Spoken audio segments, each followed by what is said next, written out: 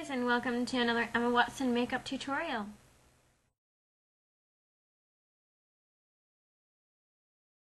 Okay, so this look goes hand in hand with my blog post on the Met Gala on Monday.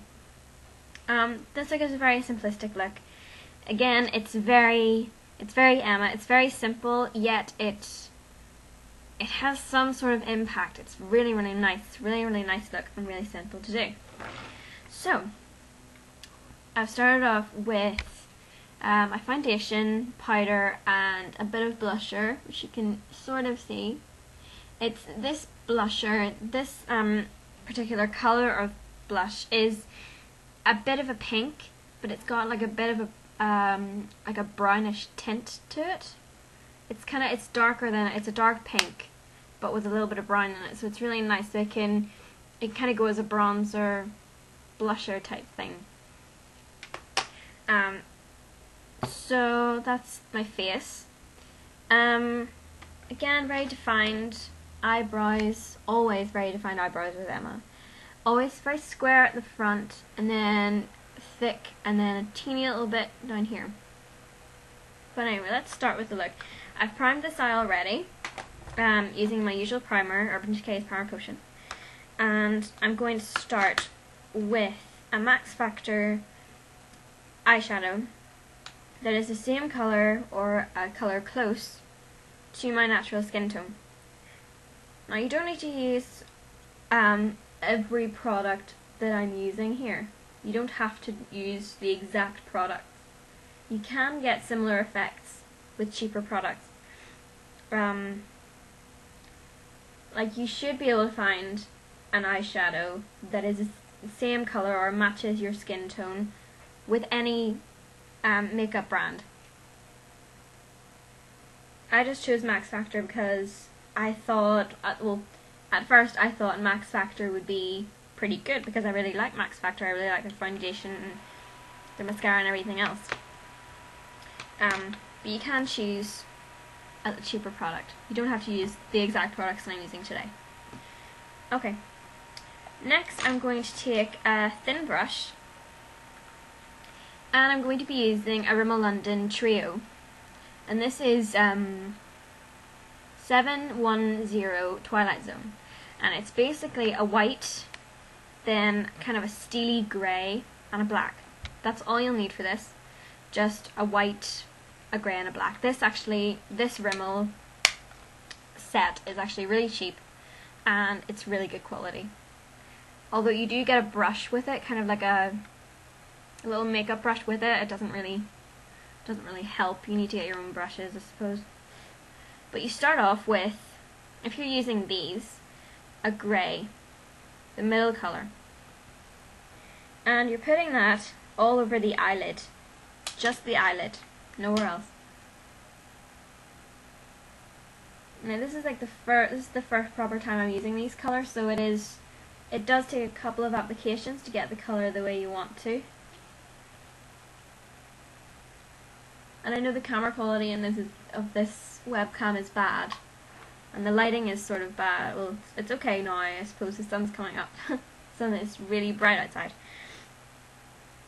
But I will be taking pictures as usual after, so you'll see them in a sec.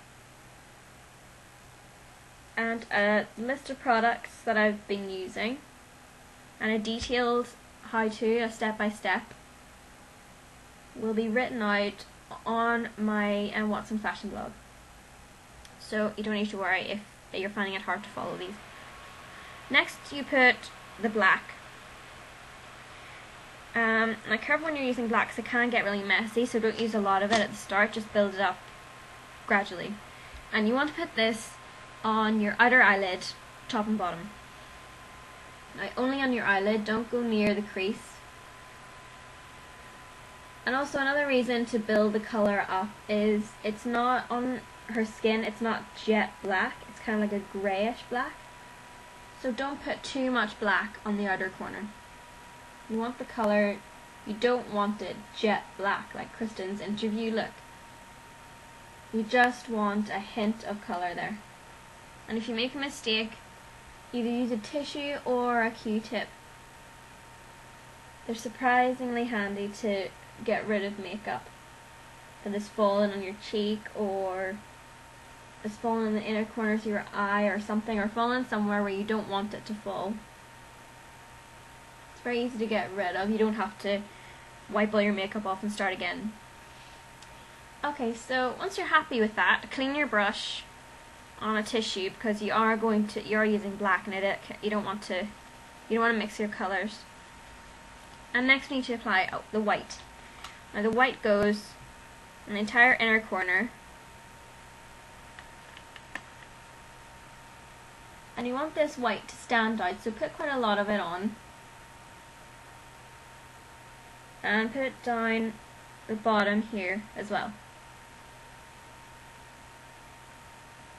And the good thing about white is it doesn't matter where it falls. It's not as messy as black. It doesn't cause as much problems as black eyeshadow does. With this you can just, if it falls on your cheek or something, you can just pretend it's like highlighter or something. Okay, so clean your brush after that. And if you want to, these Rimmel eyeshadows don't really have a sparkle to them. So what you could do, I think Barry M might have a white eyeshadow Dazzle Dust. You could use that just a teeny bit, maybe all over the eye, just to give it a little bit of sparkle. If you do that, and you accidentally cover up the black, just go back over the black, it'll be fine. But to give this bit of sparkle, I don't actually have a Barry M white eyeshadow with me. So I'm using Polyester Bride by Urban Decay. And what I'm going to do is I'm just going to lightly dab it all over the eye, just to give it that bit of sparkle. And with the white again, you don't need to worry, it can go above the crease, but just a little bit. You don't want it up here near the brow bone. And if you've done that, again, clean your brush. Always clean your brush after every application of eyeshadow, even if it's a white, even if it's a really light colour. You don't want to mix the colours at all. And I'm just going to go over the black a bit, because I did put a bit of white on it.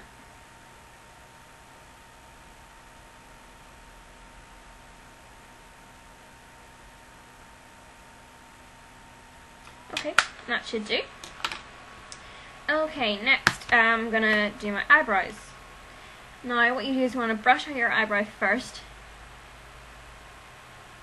These brushes should be really easy to find, especially this one. This one is a Boots own one, but it's really sturdy. Ones that I've usually got, the tip is broken off and it's just slid out and it's not that good quality, but this one is really good quality. And I like how it has an eyelash brush at the other end. It's really fun. And it's really good if you've got a mascara that's too clumpy and too rich. You can brush out your eyelashes and they'll look natural. Okay, so again you want a thick eyebrow, but not too thick that it looks unnatural and it looks a bit silly. You do want it to look natural, but at the same time you want to give a bit of impact. So follow your natural eyebrow contours, and after that just fill in bits where you want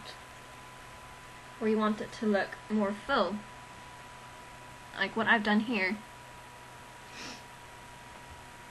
Okay, that should be it done. And this is the pencil, so it can smudge easily, especially eyebrow pencils can smudge easily. I've just made a bit of a mistake here, so I can just go over it like that. Okay, blusher. Now I'm using a powder brush for these blushes, and it's quite a big brush. And I'm going to do this. You need to suck in your cheeks, and you'll be able to see everywhere more easily. So, suck in your cheeks and just in circular motions go up here and around your cheekbone. And you want a kind of pinky effect